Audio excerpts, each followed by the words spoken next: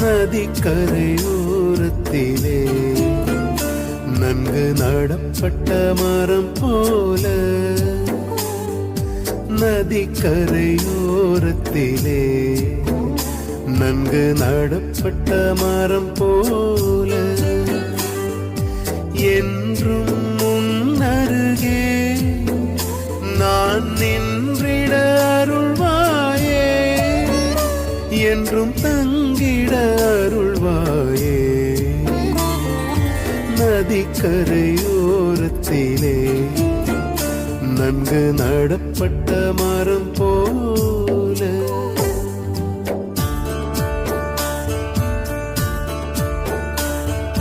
முழு மன நிறைவும் முடிவில்லா வாழ்வும் உன்னிடம் தானே உள்ளன. முழு மன நிறைவும் முடிவில்லா வாழ்வும் உன்னிடம் தானே உள்ளன. நான் வேறெங்கு செல்வேன் என் நிறைவா, நான் வேறெங்கு செல்வேன் என் நிறைவா.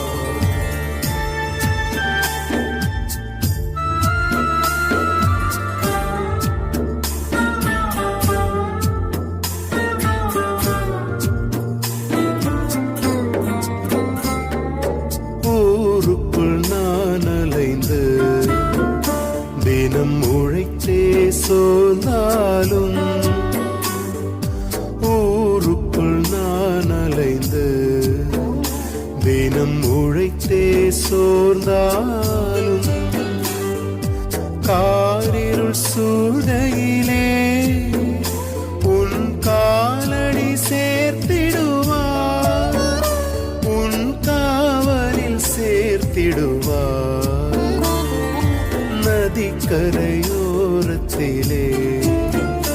நன்கு நடப்பட்ட மரம் போல,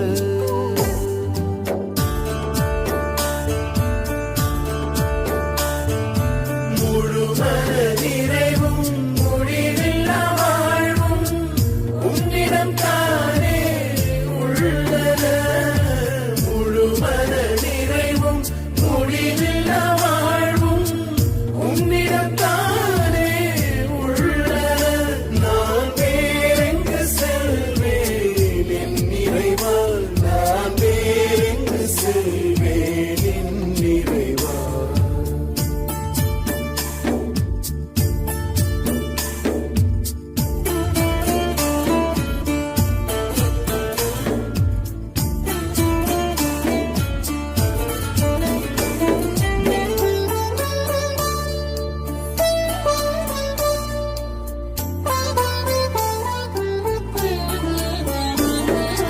நிமிடத்தில் நிறம் மாறும் பொய் நிழல்களை நான் ஒதுக்கி, நிமிடத்தில் நிறம் மாறும் பொய் நிழல்களை நான் ஒதுக்கி, நிலையாய் நீ அனுப்பும் அன்பு நிஜங்களில் நிலைக்கச் செய்வார், அவர் நினைவினில் நடக்கச் செய்வார். நதிக்கரையோரத்திலே நன்கு நடப்பட்ட மரம் போல,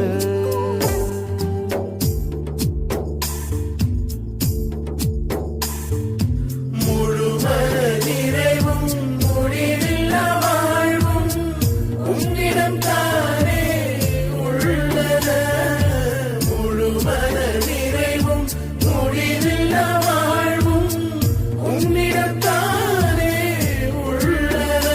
நான் வேறெங்கு செல்வேன் என் நிறைவா, நான் வேறெங்கு செல்வேன் என் நிறைவா. நதிக்கரையோரத்திலே நன்கு நடப்பட்ட மரம் போல, நதிக்கரையோரத்திலே நன்கு நடப்பட்ட மரம் போல,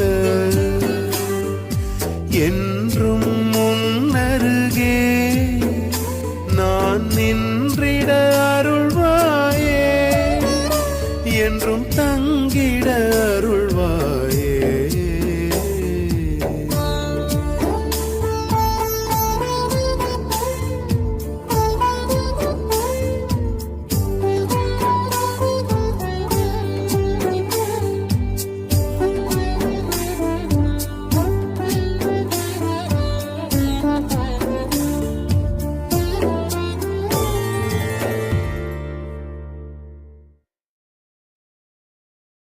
ஆகஸ்ட் மாதம் 5ஆம் தேதி, பொது காலம் 18ஆம் வாரம், திங்கட்கிழமை. இறைவாக்கினர் எரேமியா நூலிலிருந்து வாசகம். அதிகாரம் 28. இறைத்திருவசனங்கள் 1 முதல் 17 வரை. யூதாவின் அரசனான செதேக்கியாவினுடைய ஆட்சியின் 4ஆம் ஆண்டு 5ஆம் மாதத்தில் அசூரின் மகனும் கிபையோனை சார்ந்தவனுமான அனனியா என்னும் இறைவாக்கினன் ஆண்டவரின் இல்லத்தில் குருக்கள் மற்றும் மக்கள் அனைவருடைய முன்னிலையிலும் என்னிடம் உரைத்தது. இஸ்ரேலின் கடவுளான படைகளின் ஆண்டவர் இவ்வாறு கூறுகிறார்: பாபிலோனிய மன்னனது நுகத்தை நான் முறித்தெறிந்து விட்டேன். பாபிலோனிய மன்னன் நெபுகத்நேசர் இவ்விடத்தினின்று கவர்ந்து பாபிலோனுக்கு எடுத்துச் சென்றுள்ள ஆண்டவரது இல்லத்தின் களங்கள் எல்லாவற்றையும் 2 ஆண்டு காலத்திற்குள் இவ்விடத்திற்கு திரும்ப கொண்டு வருவேன். அத்தோடு யோயாக்கிமின் மகனும் யூதாவின் அரசனுமான எக்கோனியாவை பாபிலோனுக்கு நாடு கடத்தப்பட்ட யூதா மக்கள் அனைவரையும் இவ்விடத்துக்கு நான் திரும்ப கொண்டு வருவேன். ஏனெனில் பாபிலோனிய மன்னனது நுகத்தை நான் முறித்தெறிவேன் என்கிறார் ஆண்டவர். அப்பொழுது ஆண்டவரின் இல்லத்தில் நின்று கொண்டிருந்த குருக்கள் மக்கள் அனைவர் முன்னிலையிலும் இறைவாக்கினர் எரேமியா இறைவாக்கினன் அனனியாவிடம் பேசினார். இறைவாக்கினர் எரேமியா அவனை நோக்கி, ஆமென், ஆண்டவர் அவ்வாறே செய்வாராக. நீர் உரைத்த சொற்களை ஆண்டவர் நிறைவேற்றுவாராக.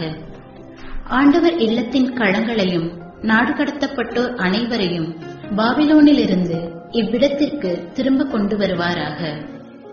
ஆயினும் உம் செவிகளிலும் மக்கள் அனைவரின் செவிகளிலும் விழும்படி நான் உரைக்கும் இச்சொல்லை கவனித்து கேளும். உமக்கும் எனக்கும் முன்பே பண்டைய நாள்களில் வாழ்ந்த இறைவாக்கினர் பல நாடுகள் பேரரசுகளுக்கு எதிராக போர், துன்பம், கொள்ளை நோய் ஆகியவற்றை பற்றி இறைவாக்கு உரைத்திருக்கின்றனர். நல்வாழ்வை முன்னறிவிக்கும் இறைவாக்கினரை பொறுத்தவரை அவரது வாக்கு நிறைவேறும் பொழுதுதான் ஆண்டவர் அவரை உண்மையாகவே அனுப்பியுள்ளார் என்பது தெரியவரும் என்றார். அதை கேட்ட இறைவாக்கினன் அனனியா இறைவாக்கினர் எரேமியாவின் கழுத்திலிருந்த நுகத்தை பிடுங்கி முறித்தெறிந்தான். மேலும் அனனியா எல்லா மக்கள் முன்னிலையிலும், இவ்வாறே பாபிலோனிய மன்னன் நெபுகத்நேசரின் நுகத்தை இன்னும் 2 ஆண்டுகளில் மக்கள் இனத்தார் அனைவருடைய கழுத்தினின்றும் பிடுங்கி முறித்தெறிவேன் என்றான். உடனே இறைவாக்கினர் எரேமியா அவ்விடம் விட்டு அகன்றார். இறைவாக்கினன் அனனியா இறைவாக்கினர் எரேமியாவின் கழுத்திலிருந்த நுகத்தை முறித்தெறிந்த சில நாட்களுக்கு பின்னர் ஆண்டவரின் வாக்கு எரேமியாவுக்கு அருளப்பட்டது. நீ போய் அனனியாவிடம் சொல், ஆண்டவர் கூறுவது இதுவே: நீ மரநுகத்தை முறித்தெறிந்தாய், அதற்கு பதிலாக இரும்பு நுகத்தை செய்து கொள்வாய். ஏனெனில் இஸ்ரேலின் கடவுளாகிய படைகளின் ஆண்டவர் கூறுகிறார்: இந்த மக்களினத்தார் அனைவரின் கழுத்தில் இரும்பு நுகத்தை வைத்துள்ளேன். ஆகவே அவர்கள் பாபிலோனிய மன்னன் நெபுகத்நேசருக்கு அடிபணிந்து பணிவிடை செய்வார்கள். காட்டு விலங்குகளையும் அவனிடம் ஒப்புவித்திருக்கிறேன். அப்பொழுது இறைவாக்கினர் எரேமியா இறைவாக்கினன் அனனியாவிடம் கூறியது: அனனியாவே, கூர்ந்து கேள். ஆண்டவர் உன்னை அனுப்பவில்லை. அப்படி இருந்தும் இம்மக்கள் பொய்யை நம்பும்படி நீ செய்துவிட்டாய். எனவே ஆண்டவர் கூறுகிறார்: இதோ நான் இவ்வுலகினின்றே உன்னை அனுப்பி வைக்கப் போகிறேன். ஆண்டவருக்கு எதிராக மக்கள் கிளர்ச்சி செய்யுமாறு நீ போதித்ததால் இந்த ஆண்டிலேயே நீ சாவாய். அவ்வாறே அதே ஆண்டு 7ஆம் மாதத்தில் இறைவாக்கினன் அனனியா மாண்டான். இது ஆண்டவர் வழங்கும் அருள்வாக்கு. நன்றி. செய்தி வாசகம். இயேசு அப்பங்களை பிட்டு சீடர்களிடம் கொடுத்தார். சீடர்களும் மக்களுக்கு கொடுத்தார்கள். மத்தேயு எழுதிய தூய நற்செய்தியிலிருந்து வாசகம். அதிகாரம் 14, வசனங்கள் 13 - 21 வரை. அக்காலத்தில் திருமுழுக்கு யோவான் கொலையுண்டதை கேள்வியுற்ற இயேசு அங்கிருந்து புறப்பட்டு படகிலேறி பாலை நிலத்தில் உள்ள தனிமையான ஒரு இடத்திற்கு சென்றார். இதை கேள்விப்பட்ட திரளான மக்கள் ஊர்களிலிருந்து கால்நடையாக அவரை பின்தொடர்ந்தனர். இயேசு அங்கு சென்றபோது பெருந்திரளான மக்களைக் கண்டு அவர்கள் மீது பரிவு கொண்டார். அவர்களிடையே உடல் நலமற்றிருந்தோரை குணமாக்கினார். மாலையான போது சீடர் அவரிடம் வந்து, இவ்விடம் பாலை நிலமாயிற்றே, நேரமும் ஆகிவிட்டது. ஊர்களுக்குச் சென்று தங்களுக்கு தேவையான உணவு வாங்கிக் கொள்ள மக்கள் கூட்டத்தை அனுப்பிவிடும் என்றனர். இயேசு அவர்களிடம், அவர்கள் செல்ல வேண்டியதில்லை, நீங்களே அவர்களுக்கு உணவு கொடுங்கள் என்றார். ஆனால் அவர்கள் அவரை பார்த்து, எங்களிடம் இங்கே 5 அப்பங்களும் 2 மீன்களும் தவிர வேறு எதுவும் இல்லை என்றார்கள். அவர் அவற்றை என்னிடம் இங்கே கொண்டு வாருங்கள் என்றார். மக்களை புல்தரையில் அமருமாறு ஆணையிட்டார். அவர் அந்த 5 அப்பங்களையும் 2 மீன்களையும் எடுத்து வானத்தை அண்ணாந்து பார்த்து கடவுளை போற்றி அப்பங்களை பிட்டு சீடர்களிடம் கொடுத்தார். சீடர்களும் மக்களுக்கு கொடுத்தார்கள். அனைவரும் வயிறார உண்டனர். எஞ்சிய துண்டுகளை 12 கூடைகள் நிறைய எடுத்தனர். பெண்களும் சிறு பிள்ளைகளும் நீங்களாக உணவு உண்ட ஆண்களின் தொகை ஏறத்தாழ 5000. இது ஆண்டவரின் அருள்வாக்கு.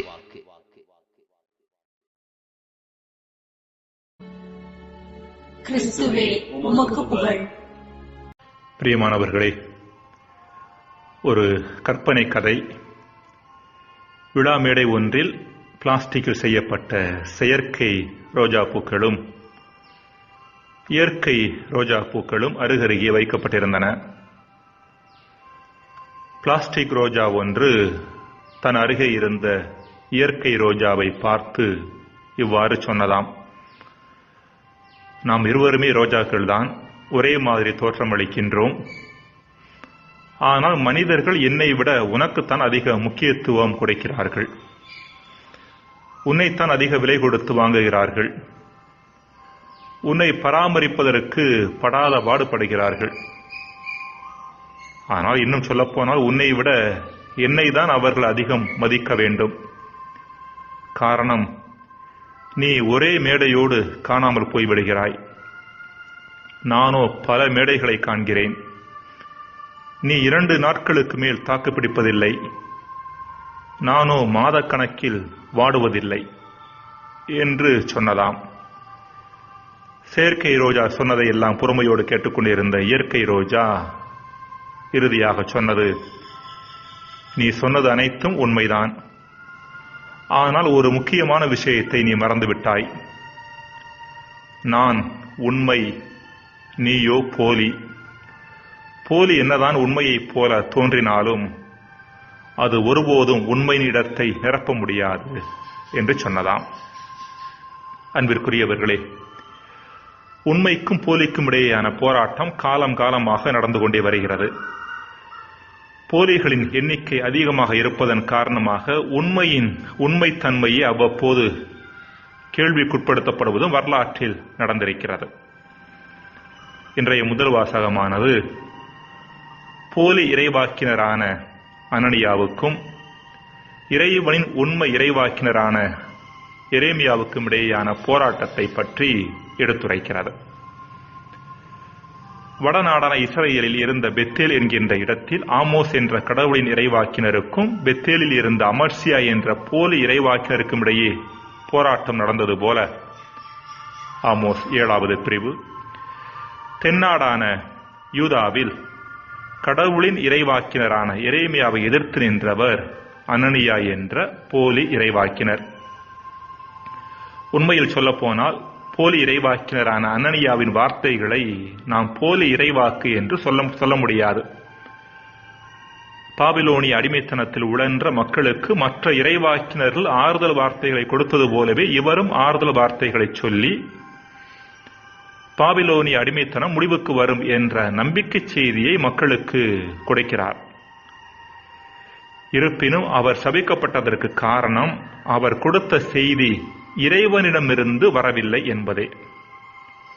அதாவது செய்தியின் சாராம்சத்தை விட முக்கியமானது அந்த செய்தி இறைவனிடமிருந்து வரக்கூடியதாக இருக்க வேண்டும் என்பதை இங்கு சுட்டிக்காட்டப்படக்கூடிய செய்தி.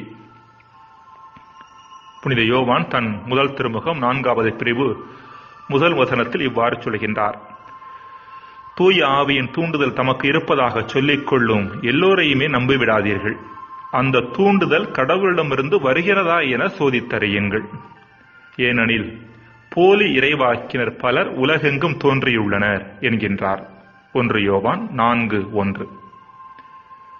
அனனியாவின் போலி இறைவாக்கு 2 விதமான பாதகங்களுக்கு காரணமாக இருந்ததை இறைவன் எரேமியா வழியாக எடுத்துரைக்கின்றார்.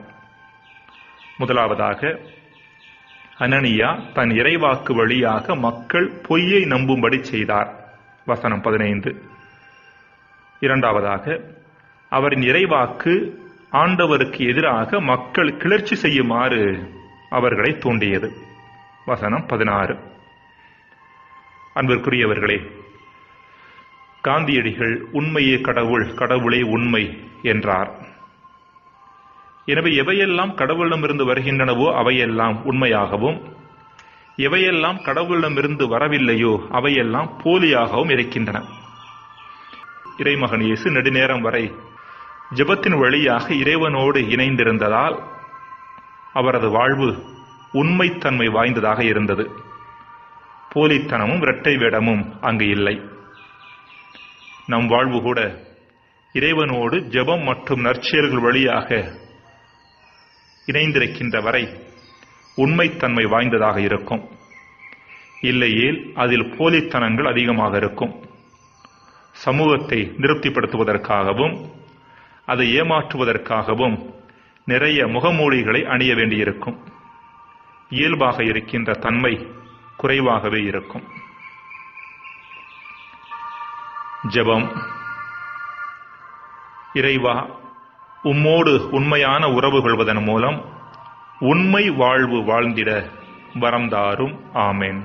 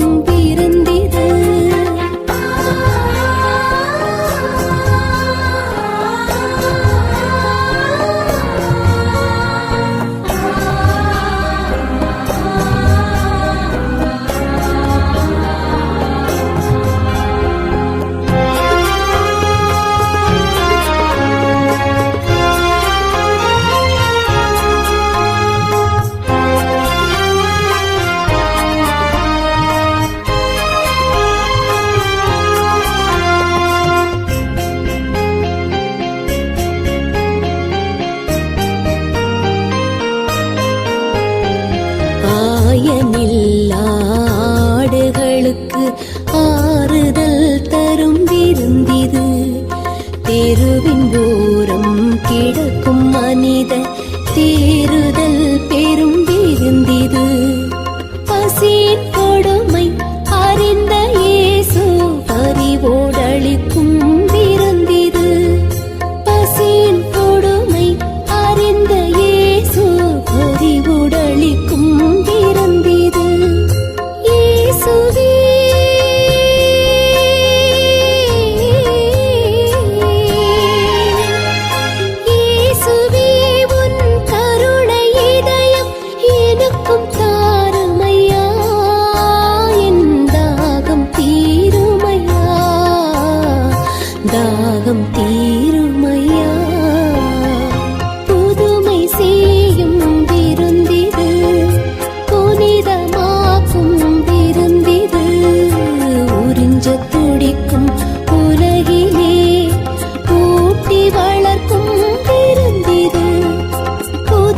செய்யும் விருந்திது புனிதமாக்கும் விருந்திது.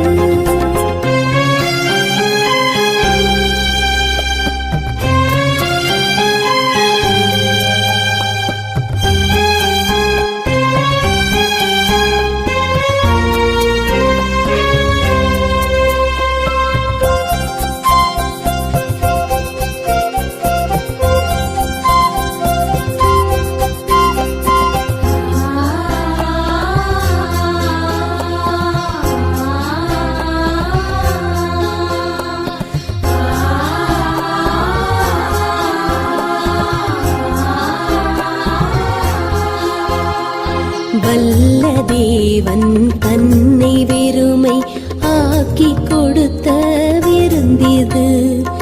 என்றும் நம்மில் வாசம் செய்ய விரும்பி அளித்த விருந்திது.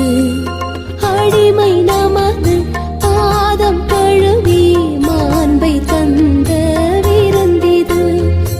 அடிமை நமது பாதம் கழுவி மாண்பை தந்த விருந்திது. இயேசுவே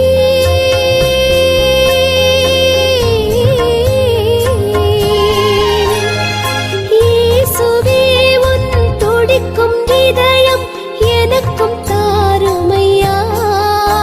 என் தாகம் தீருமையா, தாகம் தீருமையா.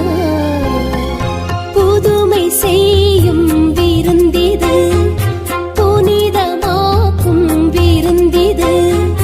புதுமை செய்யும் விருந்திது புனிதமாக்கும் விருந்திது. உறிஞ்ச துடிக்கும் உலகிலே